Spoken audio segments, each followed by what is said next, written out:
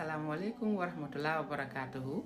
Nuyu naa leen ñu ñëwaat tey ci beneen waxtaan with my journey with the Quran. Comme que ñu ngi ci Ramadan weeru Quran bi, the month that the Quran was revealed. So I chose to talk about my journey with the Quran and share my experience. So alhamdulillah, like I said on my last video, the first thing you want to do when you want to get on this journey is renew your intentions. You have to be sincere also. Sincerity is very important. Why are you doing this? Why do you want to get on this journey? Are you getting on this journey for Allah subhanahu wa ta'ala? Are you getting on this journey to better yourself, to be a better Muslim, to know about your religion? So I had all of those in check before I started this, because I wanted to get closer to Allah subhanahu wa ta'ala. I wanted to know what Allah subhanahu wa ta'ala is telling us in this book. Dëgg la yenn saa rek day am waaraatekat yi wala yeneen nit ñi borom xam-xam yi di la waxal about the Quran, but I'm like no, I think it's about time man ma jógal suma boppa ma xamal suma boppa jàngal suma boppa, because it is obligatory for all Muslims to seek knowledge of this deen. So and I think ne dama tolloon foo xam ne am like alhamdulillah bu ma yàlla jàppale bi ma like okay, I want to know more about this Quran, more about my deen, not just from somebody. No. So it's very important ñu def loolu, ñu renew suñ intentions, be sincere, have that burning desire that okay, I want this for myself. I'm not doing this for show off. I'm not doing this for this person. I'm not doing this for that for the worldly life, because soo ko defee tamit you're not gonna achieve a lot. Make sure your intention is solely for Allah subhanahu wa ta'ala. Su méttee dina la ko yombal parce que moom rek moo mën a yombal mbir mi. So tey ma bëggoon a ñëw on my next thing was I remember when I used to sit down and suma xoolee ñi nga xam ne ñu ngi recite Quran bi di ko jànga, I'm like wow, mashallah, amazing, dama leen daan ñee di leen ñee and all the stuff until one day I was like, Pulo, isn't it enough? Koo gis mu ngay jàngal alxuraan wala koo am gis mu am diine danga ko dee ñee and all the stuff. Why can't you be like them? Why can't you get, even so nekkutee like them, sax get on the journey? So I was like just having that self-debate, inside debate with myself. So sometimes I just think and I talk to myself, reflect, especially suma bëggee dara and stuff, you know. I talk to myself like okay, what's the difference between you and these people that ñi nga xam ne yaa leen ñee ñu ngi jàng alxuraan bi am xam-xam bi have the spiritual knowledge? What's the difference between you and them? I was like yàlla may na leen brain and you have the brain. Yàlla may na leen bët am nga bët. Yàlla may na leen the ability to hear, the ability to walk, the ability to achieve all this knowledge. Léegi ñoom the only difference is ñoom they put in efforts, you are not putting in efforts. So ñeete bi nga ñee nii nii tey moo stop te nga commencé dara jéem a jóg góorgóorlu def dara su ma balaa waxal noonu de, because I was like dëgg la de everything ñooñu ñëpp am alhamdulilah yàlla jox na ma ko. Léegi kay lu si des mooy man ma jóg ma góorgóorlu ne dinaa dem put in the efforts, be consistent with it, and xool fan la ma yàlla di yóbbu with the Quran. And alhamdulillah, that's what I did. I was like even ñeetaate bi dafa doy, I would look up to people and I will learn from people, but I have to do something. I have to get up and do something, make a move, leave my comfort zone and do what I have to do to achieve what I want to achieve. So alhamdulillah, that's another advice that will help. Leave your comfort zone, put in effort, because the Quran so defute effort si Quran bi rek you're not going to achieve it. It's not. Dafa soxla lots of sacrifice la soxla, lots of putting in efforts. So we have to do that in order to achieve the Quran. And another mindset shift that helped me was I said to myself, I am not going to rush this journey. I am not in competition with anybody. I am doing this for myself. I am doing this to be a better servant of Allah subhanahu wa ta'ala. I am going to take this Quran journey as a lifelong journey. So loolu bu ma change that mindset daf ma help a lot and makes things easier. So dama ne yàkkamtiwuma ko garaawut, however long it takes, it's okay. And I was like, how long does it take for people to be doctors? How many years does it take for people to be lawyers? So te man lu ma ko gisee mooy man this Quran journey, it's gonna benefit you in this world and benefit you in the akhira. Bala akhira bi sa it's gonna benefit you in the grave. So that's what I said to myself. It's gonna be a lifelong journey. It's okay. Yàkkamtiwuma ko. These are the reasons why I'm doing it. However long it takes, it's okay. Sometimes dama am class sax suma xel bi du fa nekka, suma mind du fa nekka because I have so many things going on.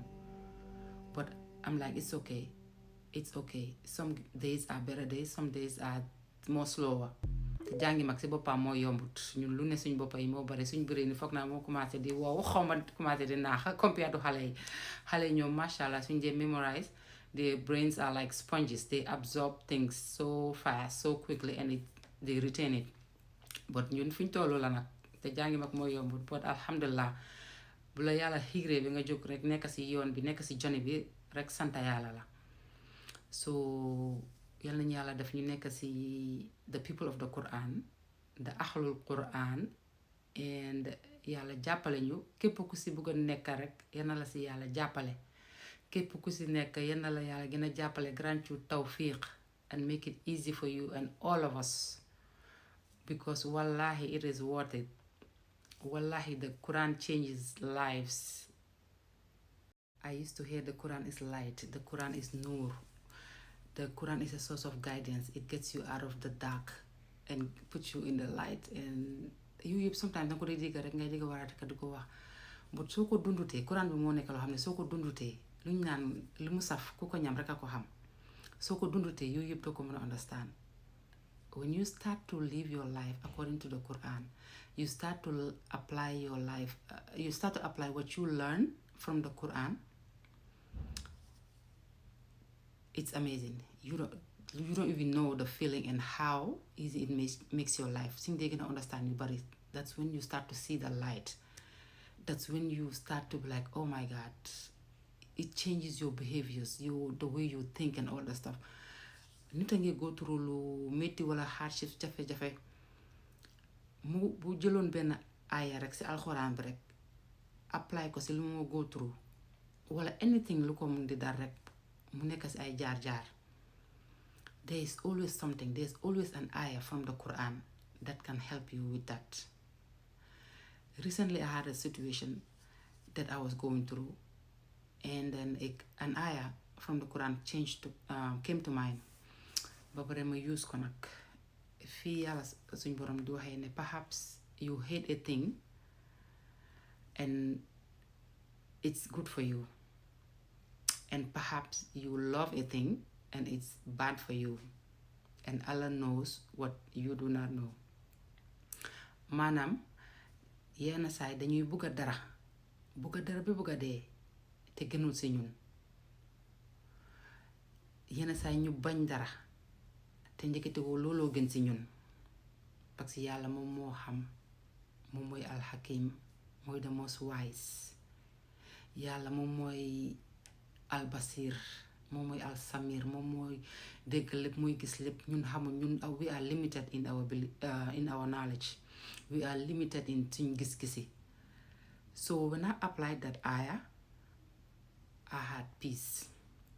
I'm like, plombier bi yaa ngi bugg a lii waaye fekk gënul ci yow, bunte yëpp a ngi tëj, yàlla yaa ngi bugg a dem jël yoon boobu noonu waaye yàlla nekkul di la wan. And I was making dua too also. Dama doon ñaan yàlla mu wan ma yoon bi, because I always pray to Allah subhanahu wa ta'ala also to grant me peace of heart, because moom mooy as-salaam, moom mooy al-mu'min. Grant me peace of heart, peace of mind, and tranquility of the heart, and to accept everything that He decreed upon me, even though I don't have understanding, even though I do not have understanding of what's going on. Grant me contentment of the heart to accept what's going on. So today's recitation is gonna be Surah An-Nazi'at, one of my surahs. Surah An-Nazi'at is the meaning is those who pull out. It's a Makkan surah. Nazi'at meaning to extract, to pull something out. Like yàlla mu ngi waxee fu ñoo pull our soul suñ ruux bi suy génna. And Allah subhanahu wa ta'ala talks about the difficulty some of the creations face when the soul is being pulled out at the time of death. So I'm going to Quran journal with my friend. So we did this surah previously as Quran journal, so I have it there. But I'm not going to talk about the whole meaning. Okay. أعوذ بالله من الشيطان الرجيم. بسم الله الرحمن الرحيم. والنازعات غرقا والناشطات نشطا والسابحات سبحا فالسابقات سبقا فالمدبرات أمرا يوم ترجف الراجفة تتبعها الرادفة قلوب يومئذ واجفة أبصارها خاشعة يقولون أئنا لمردودون في الحافرة أئذا كنا عظاما نخرة قالوا تلك إذا كرة خاسرة فإنما هي زجرة واحدة فإذا هم بالساهرة هل أتاك حديث موسى. Can you move today? It's a kind of long surah. I'm not going to read everything. Until next time on my journey with the Quran, the most important book in our life, the book that was sent to mankind, the book that was sent for guidance for all mankind. May Allah subhanahu wa ta'ala make it easy for us. Yéen ñu Yàlla xiir ci boppam, yéen ñu Yàlla xiir bañ jël ekati book bi and build a relationship with the Quran, build a relationship with the sunnah of the Prophet sallallahu alaihi wasallam. Kon ba beneen yoon, assalaamu alaikum wa rahmatullahi wa barakatuhu.